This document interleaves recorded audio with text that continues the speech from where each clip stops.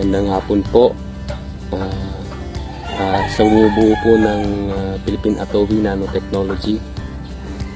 Sa kapwa ko rin pong OFW na nasa buong mundo. Kaya ko po ito ginawa para mag-guide at ma-share ko po at maging ehemplo na rin po sa kapwa ko OFW. Dati pong OFW po ako sa Saudi at Qatar. Nandito po tayo ngayon sa babuyan ko sa likod bahay. Kasi po para po maliwanagan po sila sa mga bagay-bagay na tungkol sa pag-aalaga ng baboy o anumang hayop.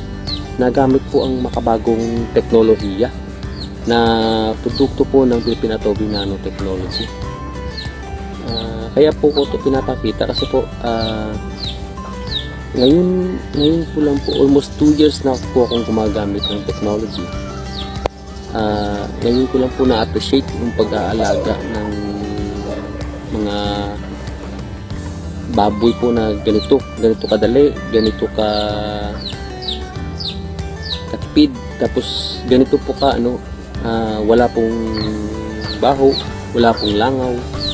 Kasi ako, bawal po kasi ako talaga sa dahil may sinusitis po tayo eh. Kaya po mas masakit po sa ilong yung talagang iindahin mo talaga pag may sinusitis kayo, yung baho ng baboy, yung ganun. Pero dito sabi nga nila yung baho daw ng baboy pera, pero dito wala kang maamoy pero may pera. Ngayon po, ipapakita ko na po sa inyo pa wala na pong without further ado, ipapaano ko na po kayo sa setup ko po. Ginawa ko pong ito po.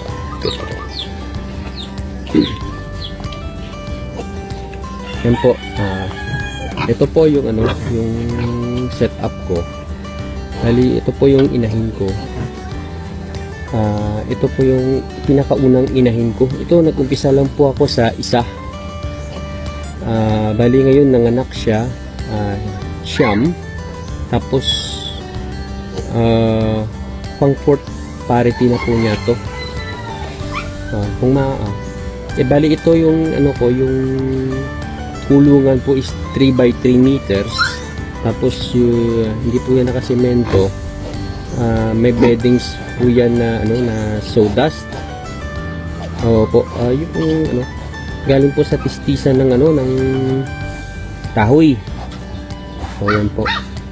Tapos hindi naman po talaga kasi kailangan gumastos yung yung pagbababoy. Mag-umpisa lang po kayo sa isa. Tulad po yan, ako nag-umpisa ako sa isa.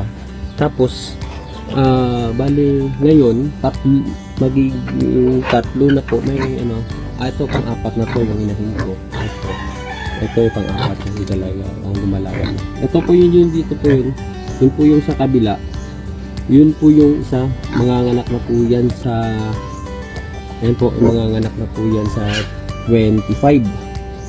Tapos yung sa kabila mga 2 months na po yan sa buntis. Kaya po nung umpisa isa lang. Kaya po dumami nito kasi ito po yung siya, ito po yung nanay nila. Tapos at saka ito po yung yung anak niya. Dalawa ginawa kong inahin. So, yung unang panganak niya, yung first parity. Tapos ito po yung isa, bali apo niya po to. Apo na po niya. Anak po nang nasa kabila,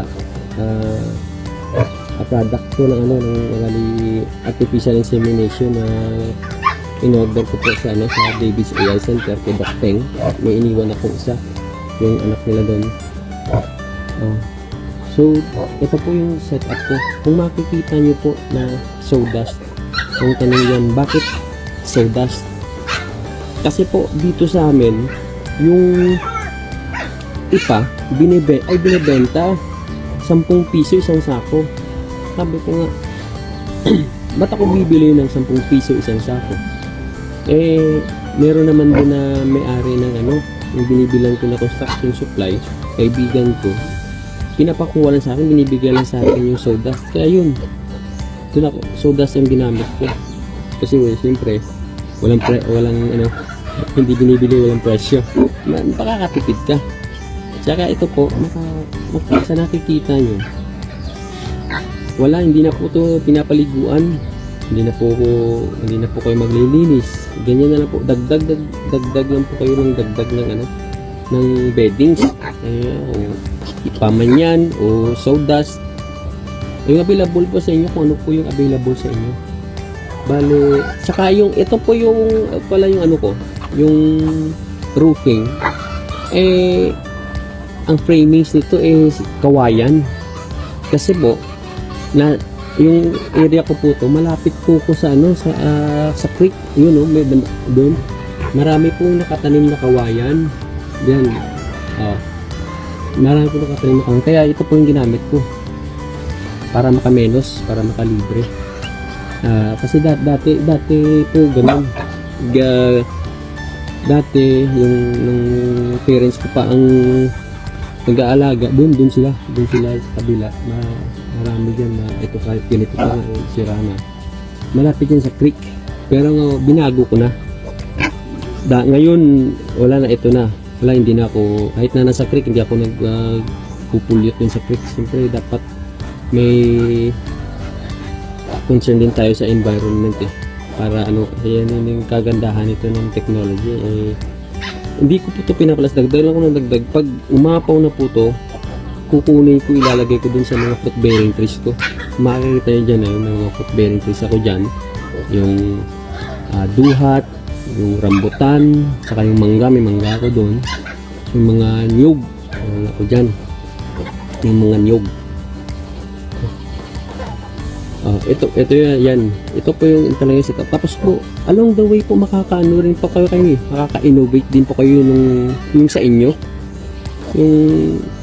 Kasi ika nga sabi daw ni Mark Zuckerberg, ideas don't come fully formed. You discover it along the way.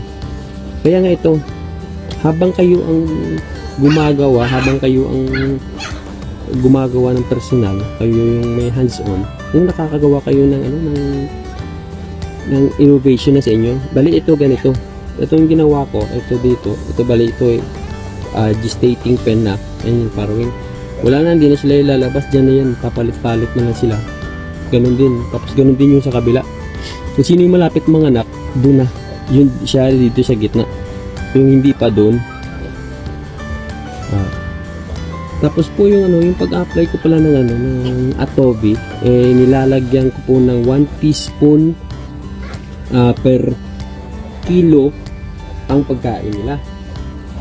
Tapos yung after 5 to 10 minutes, yung tubig nila, ganun din, nilalagyan ko rin ng 1 teaspoon per 4 liters.